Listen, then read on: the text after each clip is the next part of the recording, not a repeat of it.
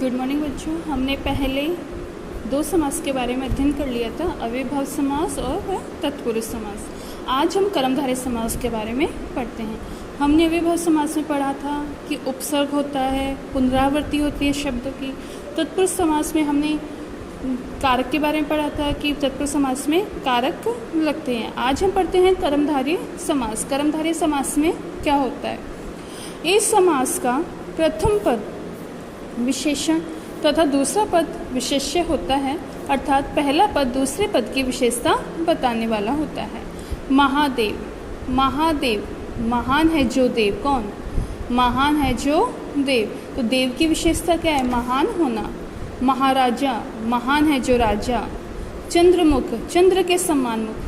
चांद के जैसा मुख तो किसी का नहीं होता, लेकिन उसकी कल्पना की गई है या उसके बारे में बताया गया है कि चंद्रमुख यानी चांद के जैसा मुख, तो चंद्र के समान मुख। तो ये कौन सा समास होता है? कर्मधारय समास, जिसमें विशेषता बताई जाती है, जिनकी तारीफ की जाती है। द्विगु समास। द्वि मतलब होता है दो, गु मतलब होता है गाय।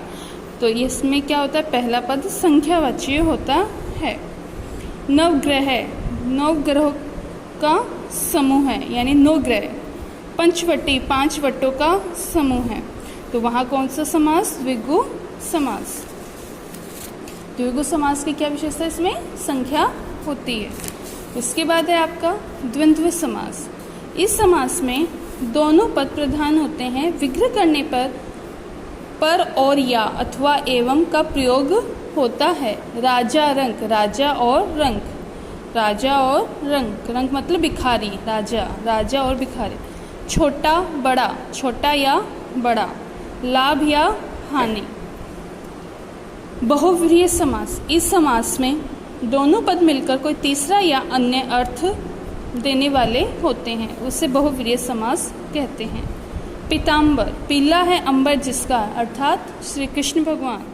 नीलकंठ, नीला है कंठ जिसका, अर्थात शिव। नीलकंठ, नीला है कंठ जिसका, अर्थात शिव। अब बच्चों यहाँ पर कुछ एग्जाम्पल्स हैं, उनको देखिए। मृगनयनी, मृग नयनी। तो इसमें कौन सा समास है? अव्ययभाव है, बहुव्रीहि है या द्विगु है? मृग नयनी यानी मृग के समान नयन, मृग जैसे आँखों वाली। तो यहाँ अव्ययभाव समास नहीं हो सकता कि उपसर्ग नहीं है, द्विगु गिनती नहीं है, संख्या नहीं है। बहुव्रीहि क्योंकि अलग ही अर्थ निकाला है कि मृग के समान आँखों वाली, तो कौन सा समास? बहुव्रीहि। अब यहाँ अगर कर्मधारय समास होता तो वही होता, क्योंकि क्या विशेषता बताई जा रही है? कैसे नेत्र मृग के समान। लेकिन यहाँ कर्मधारय समास नहीं है और तीसरा ही अर्थ निकल रहा है, तो हम कौन सा करेंगे? बहुव्रीहि करेंगे। आजन्म, आजन्म कर्मधारय समास, अव्ययभाव समास या तत्पुरुष समास। तो क्या हो गया? आ क्या है? उपसर्ग, तो उपसर्ग से आप पहचान गए, तो कौन सा समास? अव्ययभाव समास।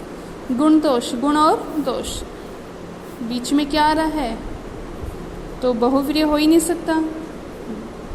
और कर्मधारय विशेषता बताई नहीं जा रही, तो क्या हो गया? इसमें बीच में चिन्ह बता रहा है, तो गुण और दोष, तो कौन सा समास? द्वंद्व समास। ठीक है बच्चों, इन प्रश्नों की PDF आपको मिल जाएगी और आपको अपने व्याकरण पुष्प से इन सभी का आपको अध्ययन करना है और अभ्यास करने की कोशिश करनी है और अच्छे से इनको पढ़ना है। ये नोट्स आपको मिल जाएंगे। नोट्स आपको अपनी अभ्यास पुस्तिका में करने हैं।